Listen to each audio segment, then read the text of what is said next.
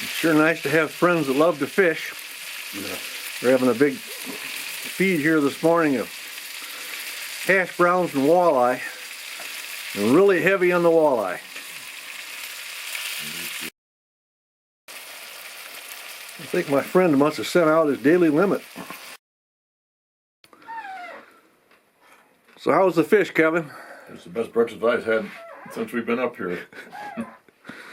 All right, thanks to our fishermen for that. Oh yeah, thank you much. It's Nothing like a good breakfast of walleye and hash browns. early in the morning. Got to think to cook.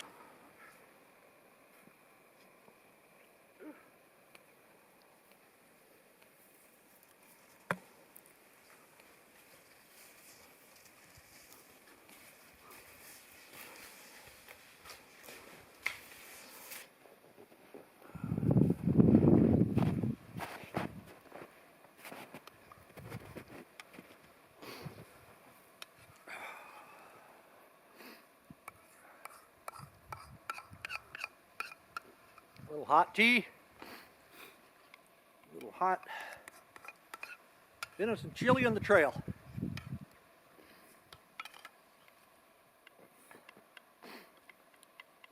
Kind of a heat wave going here.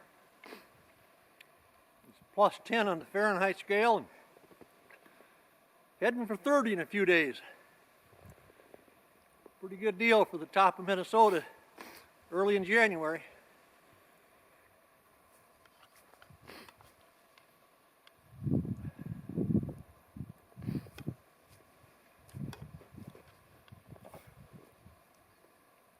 More in there. Oh, is there? Yep.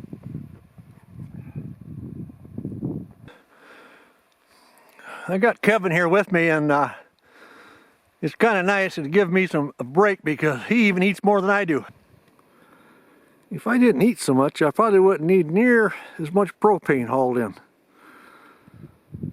But I think I'll suffer the haul. It's a great day. I'm skied out the 3 miles to the Durango to get in some more supplies. The trail is packed down nice for the sled and good and hard, so even though there's 40, 80, 100, there's probably 130 pounds on that sled, I expect it to haul in pretty good.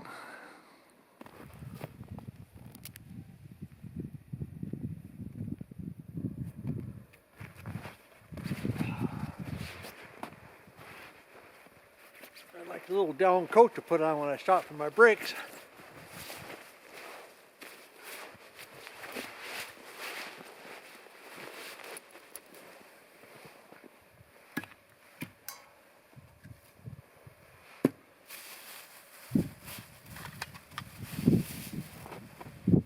We had our lunch break.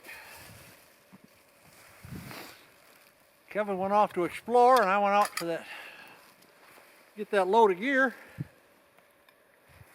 I know when I left, I left some tea here, so I stopped a ways back. I had some peanuts and some dark Hershey chocolate kisses, so energy-wise I'm pretty good, but I'll just get rehydrated. Take one more little break here. I told Kevin I'd be back before dark, so I don't want to arrive after dark and have him be alarmed. It's his first stay here at the cabin, so I want to make it easy.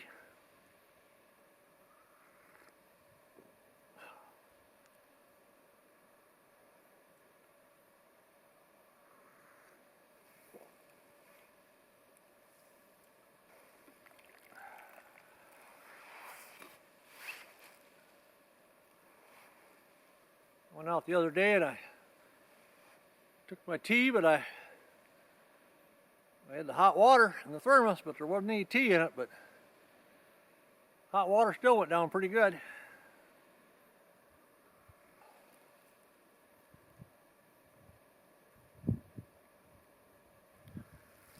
When I first started visiting this country right around here, we had a circular route that went by a lot of old homesteads, and that's why that trail is marked the Tour of Homes. There wasn't much standing, but you could find the old bases and some old junk.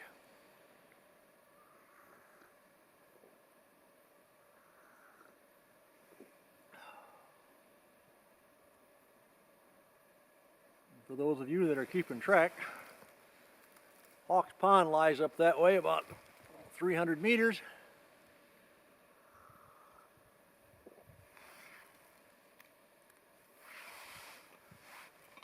And we've got just about a mile to go yet to get to the cabin. Time-wise, I'm in good shape.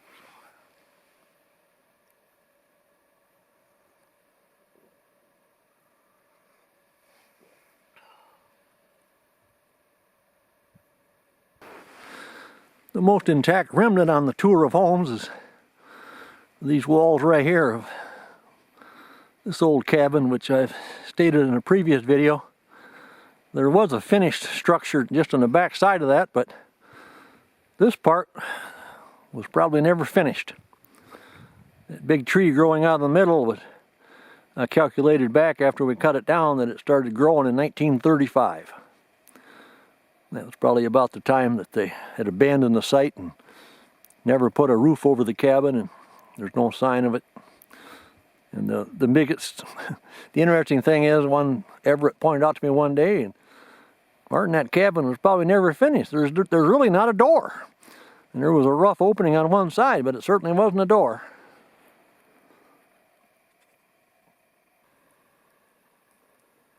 As I get back to the cabin, I see Kevin wasn't in any frantic fits or anything. In fact, he seems to be getting into the swing of things up here. A little evening routine.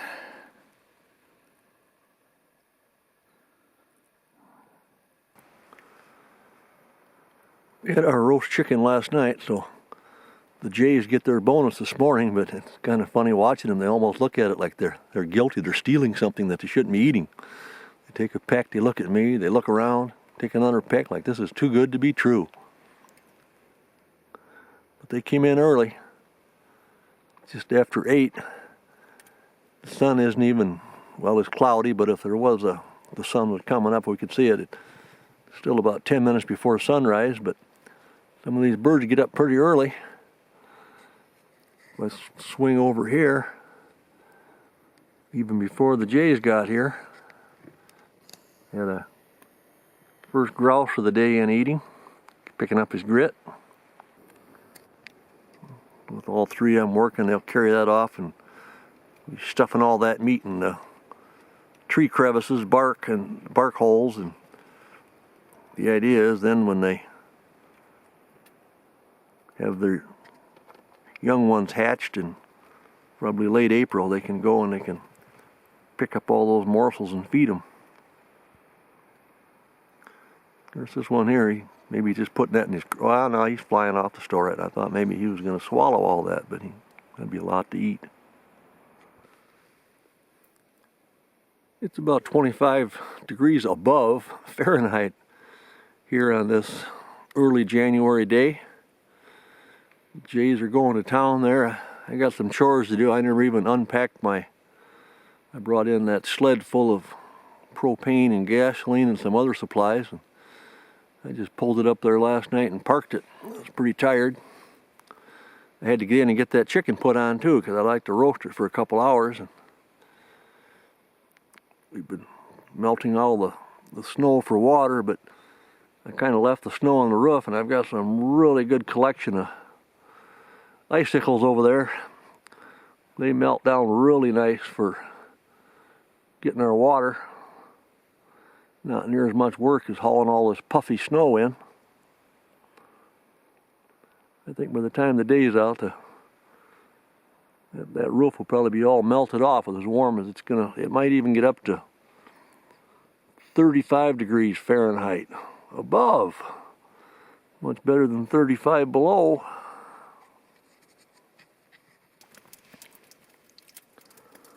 The way that water's melting off that roof, you'd think we were up here in the middle of April, spring melt.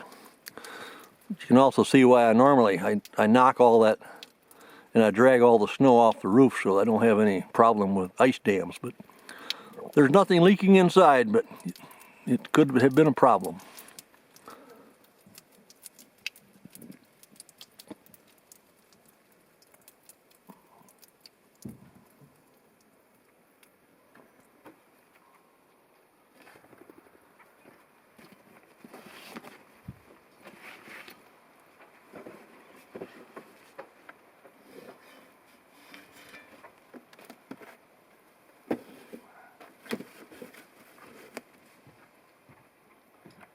Time to get this unloaded finally.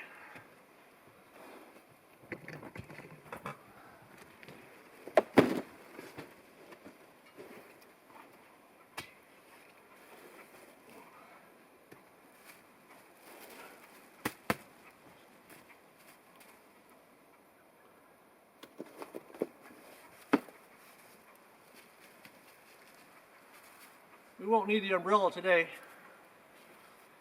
but I need to go up and put this battery on the charger.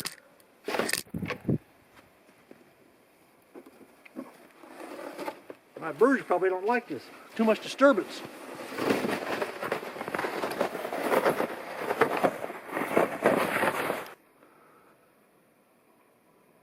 It's going to be a great day to be out.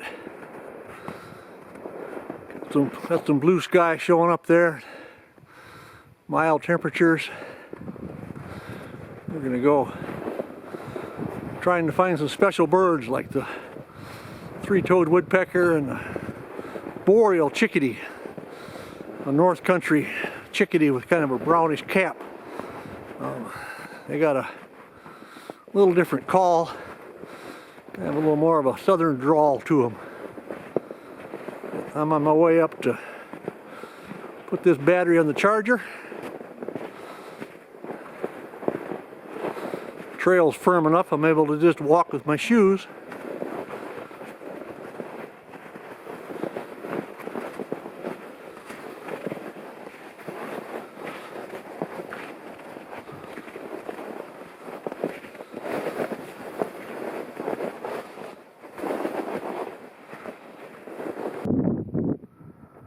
Well, the sun's not shining on my panels yet, but it should be pretty quickly.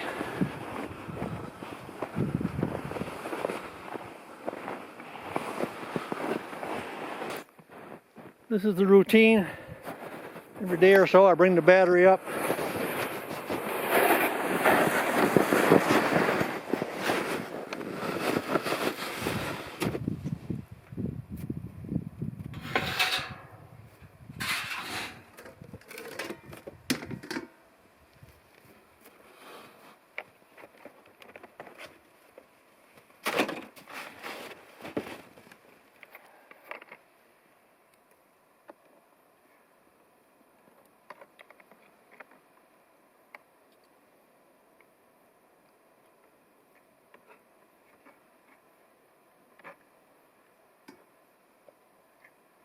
Usually there'd be a battery coming and a battery going, but when I came by with that load last night, I just put the battery on then.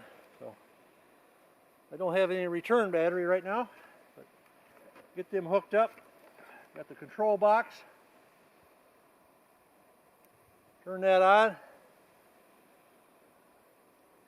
Make sure I'm working good.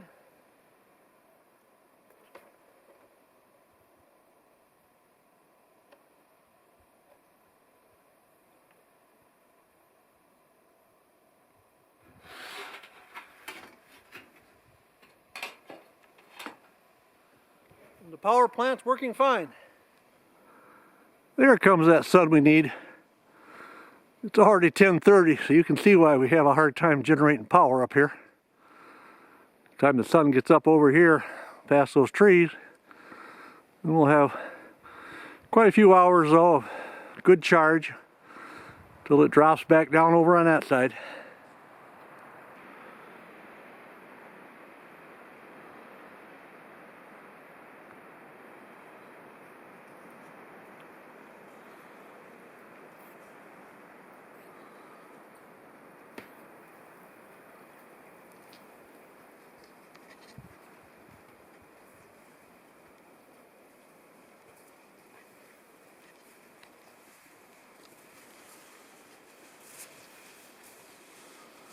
It smells a lot warmer than it was yesterday. It's like spring.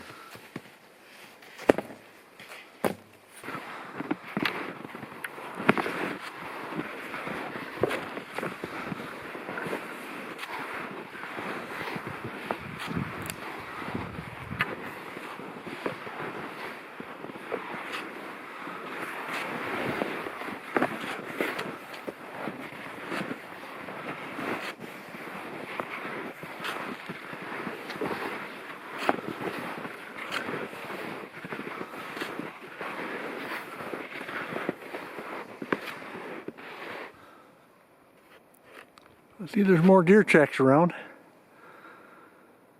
That should be drawing the wolves in heavier. I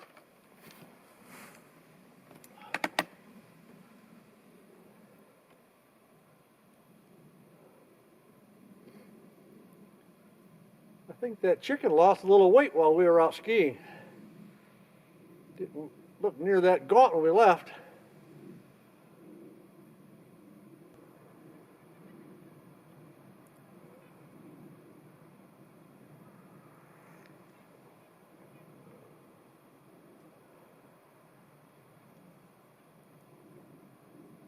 Many have commented about my not seeing my breath when it's so bitter cold in here. Today it's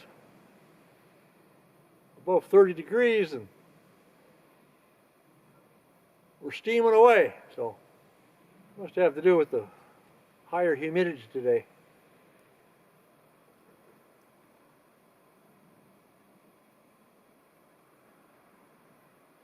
It's 3 o'clock now. We've been gone since mid-morning.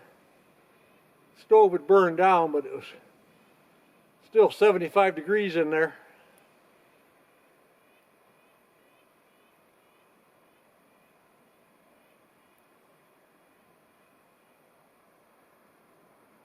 We had a successful day somewhat. We were looking for a three-toed woodpecker, but we did get a black-backed woodpecker, which is the first one of the trip. I found about 7 spruce grouse about a quarter mile away, digging into some little gravel root piles. So they'd found some natural grit today.